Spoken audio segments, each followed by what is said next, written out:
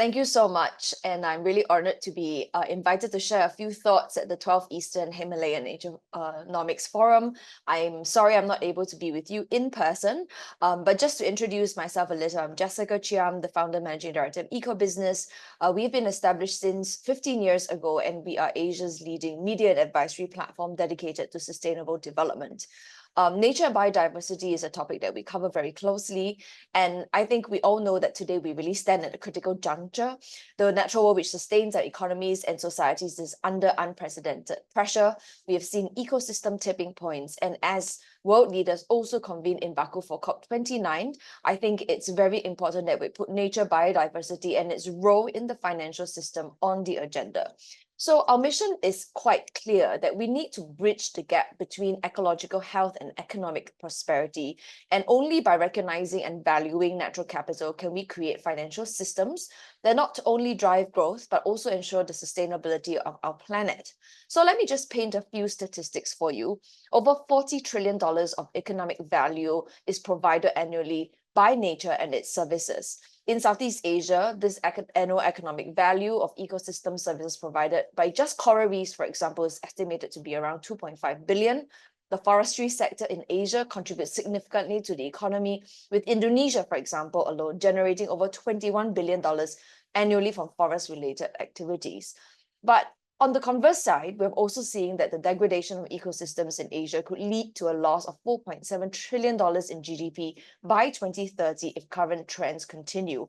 And I think there has been a recent study by the Asian Development Bank that also found that 70% of companies in Asia are exposed to significant nature-related risks, particularly in sectors like agriculture, fisheries, and tourism.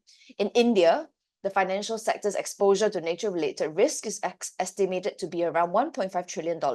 And so I think this really highlights the need for us to integrate natural capital into financial decision-making.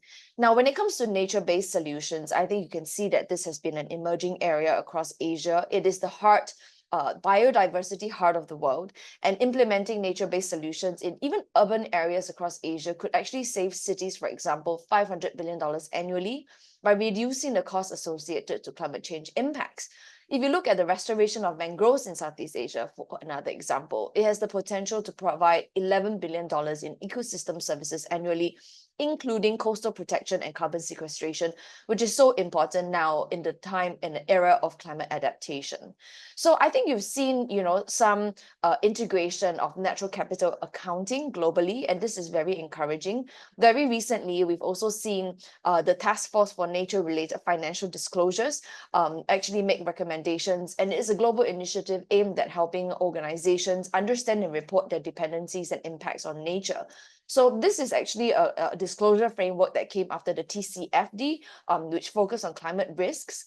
And I think what has been really encouraging to see is that many Asian organizations have actually voluntarily decided to disclose to the TNFD 4 pillars around governance, strategy, risk and impact measurement, as well as metric and targets. And I think nothing really helps so much as holding a mirror up to yourself in terms of organizations to really measure and evaluate how much your organization actually depends on natural ecosystems, and also actually how much these natural ecosystems are under threat, and what can you actually do about that. The TNFD actually uses this LEAP approach, LEAP, which actually means locate, identify interactions with nature across geographies and value chains, evaluate, assess dependencies and impacts on nature, assess, which is to evaluate nature-related risks and opportunities, and then finally to prepare, to actually develop strategies to respond to these risks and opportunities. And what we've seen is that, for example, agriculture companies in Asia actually using this framework to evaluate and put a quantifiable number to the services that nature provides. And then it also helps them to build risk strategies to see where in their entire portfolio, for example, certain operations come under threat because of nature and biodiversity degradation. So over 500 organizations have committed to adopting the TNFD recommendations, and we are really keen to see this development because I think the ISSB, which is the global framework, is also integrating the TNFD recommendations.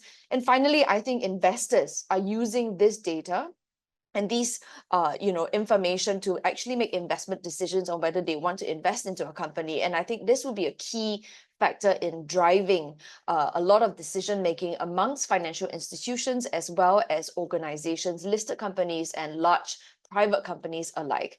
So I hope that through this conference that you can continue to explore the innovative approaches to natural capital accounting and discuss the opportunities in integrating nature-related risks and opportunities into business strategies.